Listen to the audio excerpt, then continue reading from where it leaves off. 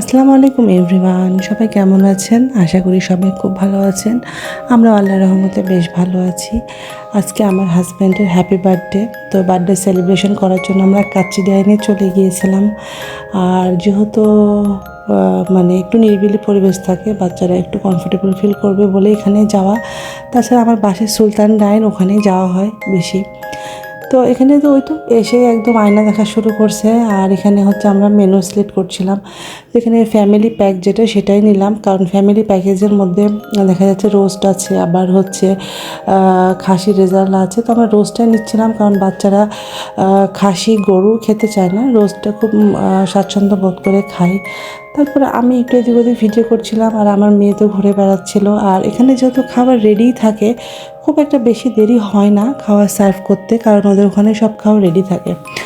তো আমরা তো কাচ্চি খেতে গিয়েছিলাম আসলে একটা ওকেশনে বা জন্মদিনে, ম্যারেজ ডেতে আমরা একটু বাইরে সেলিব্রেট করার চেষ্টা করি। কারণ আসলে সব দিনগুলোতে হয় কি, বাসাতে রান্না করতে, তারপরে হচ্ছে সেলিব্রেট করতে অনেক এনার্জি লস হয়। তখন দেখা যাচ্ছে যে মেন সময়টা, সেলিব্রেশন করার সময়টা আর ভালো লাগে না, মানে শরীরে এনার্জিতে আর ভালো লাগে না।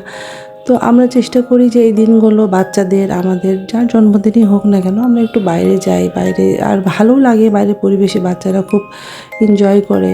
তো আমার হাজব্যান্ড কেক কাটবে না, ও আগেই বলে দিয়েছে কেক কাটবো না।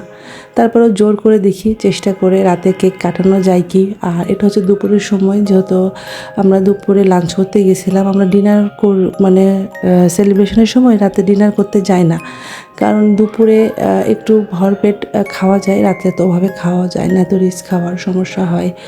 তো এখানে রোস্টটাও খুব টেস্ট ছিল। আমরা কতদিন আসছিলাম তখন রোস্টটা ট্রাই করিনি, তো আজকে রোস্ট ট্রাই করলাম, জালি কাবাব ট্রাই করলাম। সবগুলোই মাশাআল্লাহ ভালো ছিল খাবারগুলো।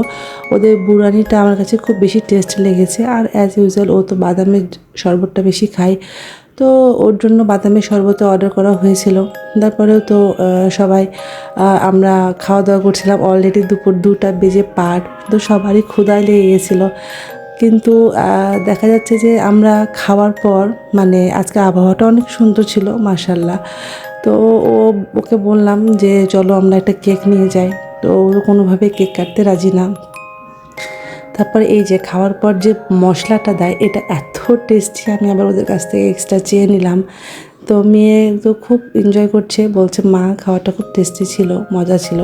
তারপর ওরা দুজন এখানে বসে বসে মানে ভদ্রার মোড়ে যে লম্বা একটা পিলার, 3টে পিলারের উপরে যে বলটা আছে, ওটা ওরা দেখছিল, আসলে মজা করছিল আর কি। তো আমাদের অলমোস্ট খাওয়া দাওয়া শেষ, আর এরা অলরেডি বায়না ধরে ফেলেছে নিচে আইসক্রিম কিনে দিতে হবে, নিচে আইসক্রিমের দোকান রয়েছে। তো ওর জন্য আমার মেয়ে তো অলরেডি মানে বাবাকে বলে ফেলেছে, এখানে এসে ও আইসক্রিম সিলেক্ট করছে কোনটা নিবে কোনটা নিবে। তো আমি ছোটো আইসক্রিমগুলো না নিয়ে আমি বললাম যে একটা বড়টা নাও, সবাই মিলেই খাওয়া যাবে। একটু বড় সাইজেরটাই নিলাম, মানে ছোটো সাইজেরটা নিলাম না, বড় সাইজের নিলাম। তো এর মধ্যে তো ওনারা থামবে না, মানে ওনারা আরও ছোটো ছোটো আইসক্রিম নিবে। তো এই তো আজকের দিনটা খুব ভালো কাটলো। সবাই দোয়া করবেন আমার হাজব্যান্ডের জন্য, ও যেন ভালো থাকে, সুস্থ থাকে। আল্লাহ হাফেজ।